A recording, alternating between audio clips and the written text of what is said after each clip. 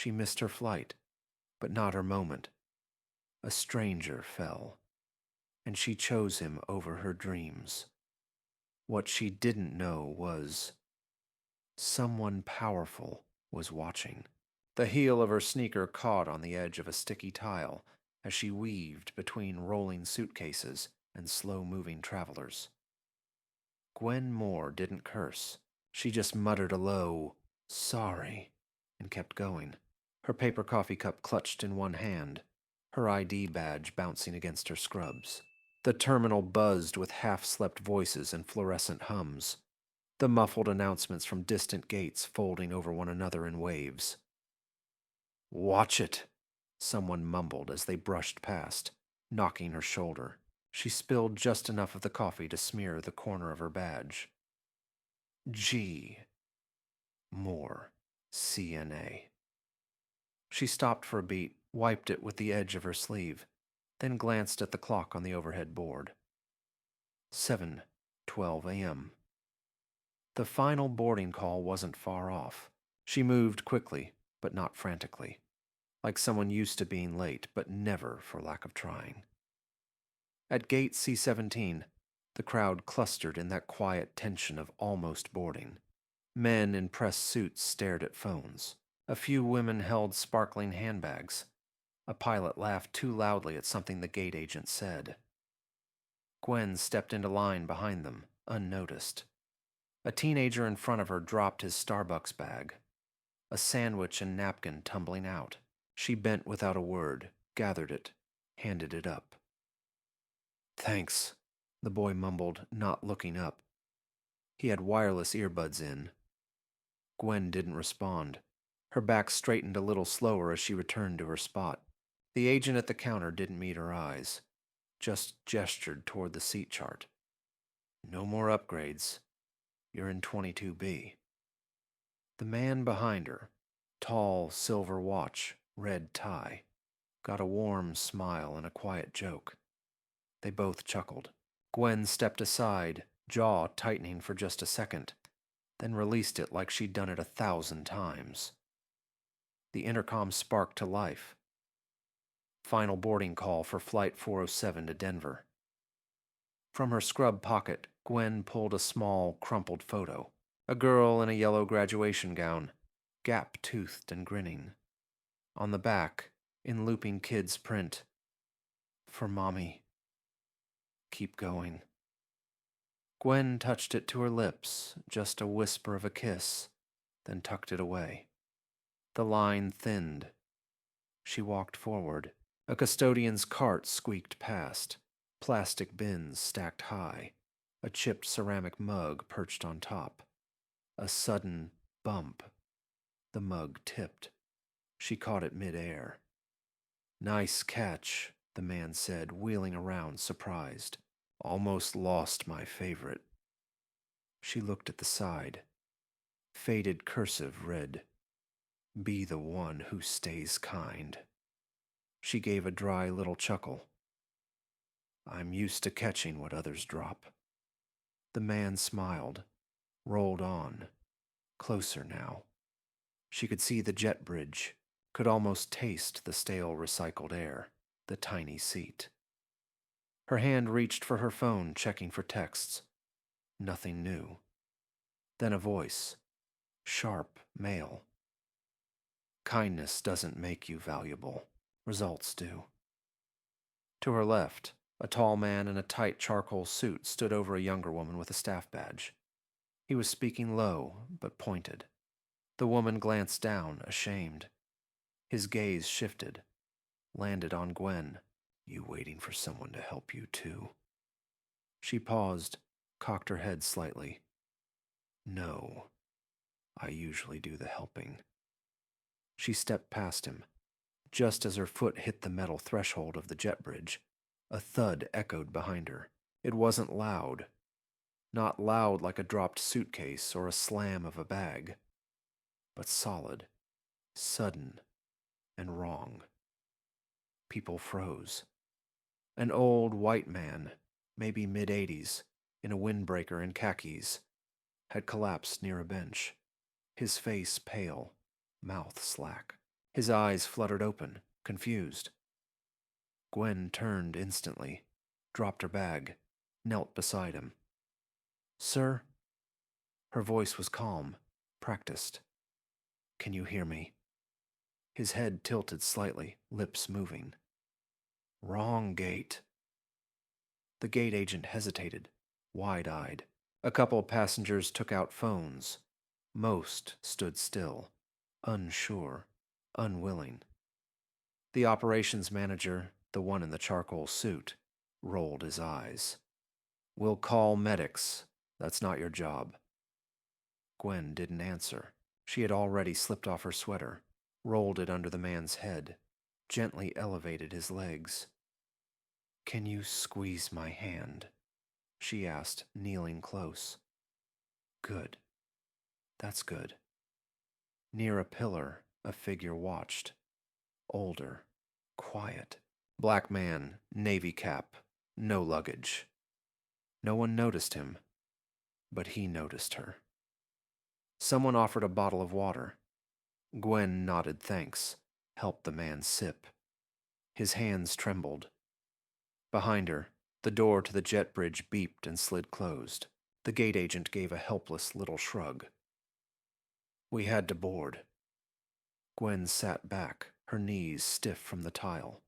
She stared at the closed door for a long moment, then quietly, "Guess I'm not flying today." Security arrived, wheeling the man away in a chair. Gwen offered a faint smile as they passed, but he was already half asleep. She gathered her bag, found the chipped mug again, forgotten near the cart. She sat on the bench, holding it lightly in her palms. The terminal kept moving. Announcements, luggage wheels, coffee machines. Same lights, same gate. But something faint, invisible, had shifted. The weight in her shoulders had not, but something in the air had. Like the breath between a song and its echo. Like a waiting. The voice came soft and unsure. "Ms. Moore?" Gwen turned. A woman in an airline vest stood a few feet away, arms tucked close like she didn't want to be there. "He, the man you helped, he's asking for you. Said to find the nurse in blue." "I'm not a nurse," Gwen said, blinking. "I told him that." Still asked. She followed without answering. Her feet were heavy, soles tacky on the break room linoleum. The space was fluorescent lit and windowless. A room made for forgetting time. A vending machine hummed in the corner beside a metal sink and a stack of mismatched chairs. She paced. She couldn't sit. The coffee in her stomach soured with nerves. Her badge still wore a smear from earlier. She didn't wipe it this time. She thought of something a coworker once said after a long night shift. "We're background noise. Until we're not." Gwen hadn't replied then either, just nodded. The door opened. But it wasn't the old man. It was someone else. A supervisor with stiff shoulders and eyes too sharp for morning. "You interfered with a passenger," he said, walking in like he owned the air. "That's a violation of protocol. You're not certified to assist. I helped a person who fell. You're not trained for emergencies. I'm trained to care." He smirked, folded his arms. "Don't act like you're special." She didn't argue. She just stared back, jaw still, her breath deep and slow. His words didn't hurt. They didn't land anywhere she hadn't already been bruised. Behind him, a voice broke the silence. "She didn't just help," Camilla said. The baggage handler stepped in hesitantly. Her neon vest was too big, sleeves bunched at her wrists. She spoke fast, nervous. She stopped him from seizing, got his legs up, kept his head still. "I've seen worse from trained people." The supervisor blinked. "You're not a medical." Camilla cut him off. But I saw what she did. A long pause. Gwen met her eyes. Quiet thanks passed without words. Camilla's voice softened. That was brave. No one spoke after that. Later, alone in the terminal again, Gwen sat near gate C-12. Flights came and went. No one looked her way. A muffled cry pulled her head around. Behind a vending machine, a small boy crouched, maybe 5, cheeks streaked with tears. Lost. Gwen rose without a word. She moved slowly, palms open. Knelt beside him. Hey, sweetie. You stuck? He nodded once, hiccuping, eyes wide. She pulled out her half-full water bottle and offered it. He hesitated, then drank. She hummed. A soft tune, low and warm. Spanish words laced gently into the air. A lullaby from her mother's voice, half remembered. The boy's shoulders eased. From a distance, Camilla watched again, her expression unreadable. But something in her posture had changed. The quiet didn't last. A loud voice pierced the lull. You again. It was the manager from before. The man in the sharp suit, now red-faced, frustrated. You don't work here. You're just making people uncomfortable. This isn't your playground. Gwen stood slowly. Her voice was even. Comfort isn't the same as right. He scoffed. You think you're some kind of hero? No, she said. I think people need help. She didn't wait for his reply. Camilla stepped closer to her, barely a whisper. He's scared of you. Gwen didn't respond, just walked to the window. Planes rose beyond the glass, their shadows brushing against the tarmac. Her reflection met her there. Tired, quiet, small in the wide pane. What's the point? She touched the photo in her pocket. Just touched it. No words, no prayer. Just the edges worn down from being held too many times. Then a voice over the intercom. Gate A3. Staff emergency briefing. Gwen Moore. Please report. Her name spoken aloud, clear. She stared at the speaker. Then toward the direction of A3. Her feet moved before her mind could catch up. Inside the staff room. Executives in suits. Ground crew. Flight attendants still in lipstick. The hum of air conditioning filled the space where voices weren't ready. And then him. The old man she'd helped, now in clean slacks. A pale blue shirt, and a thin cane that tapped as he stepped forward. No windbreaker. No confusion. His eyes were sharp. I want her to tell you what she did. Silence. Every head turned. Gwen's throat tightened. She looked around, then down, then back up. I saw someone fall, she said softly. I stayed. That's it. She didn't sit. She didn't fidget. She just stood in that stillness. The silence was long. Then the man smiled, not wide, just enough. Sometimes that's all it takes. The air changed. A hush, yes, but not empty. Something had been said, and now it lived in the room.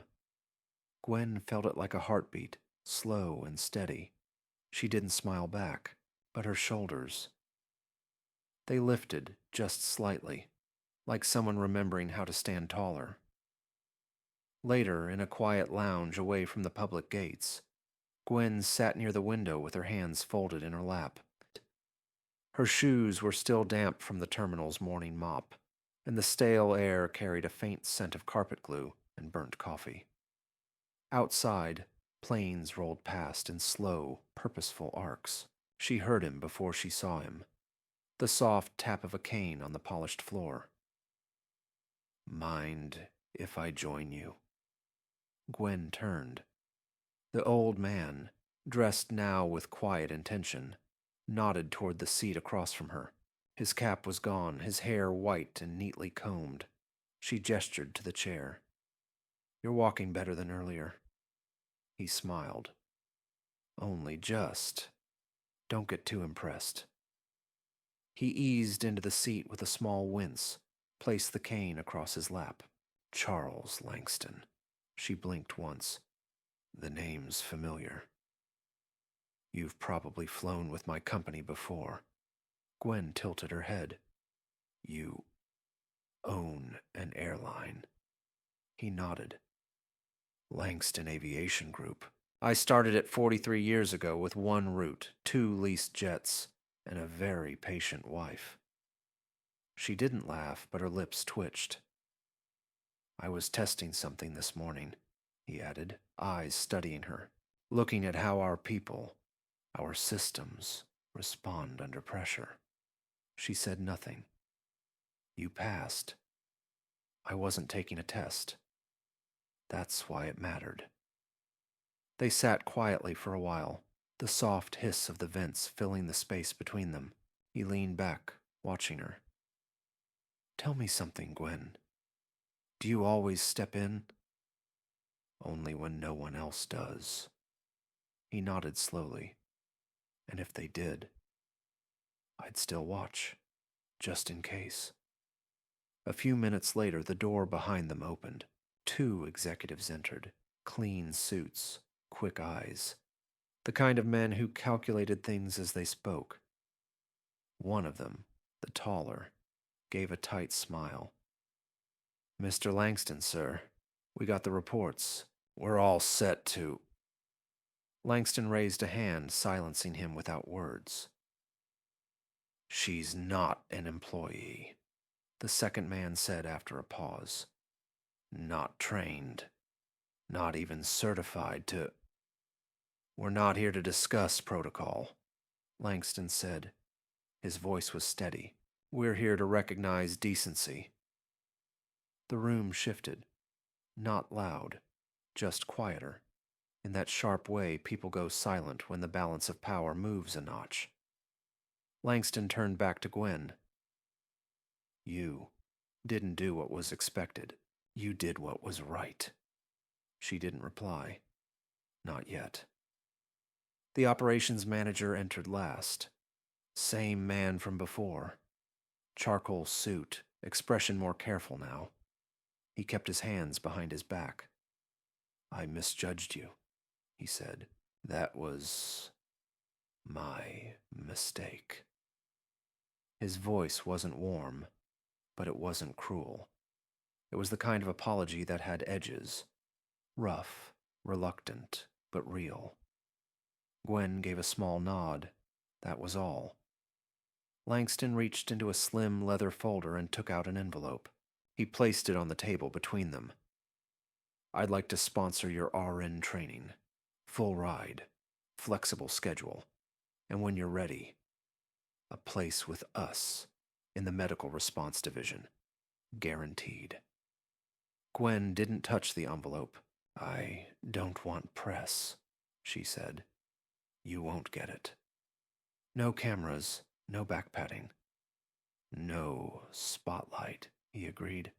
I want to keep working. Of course.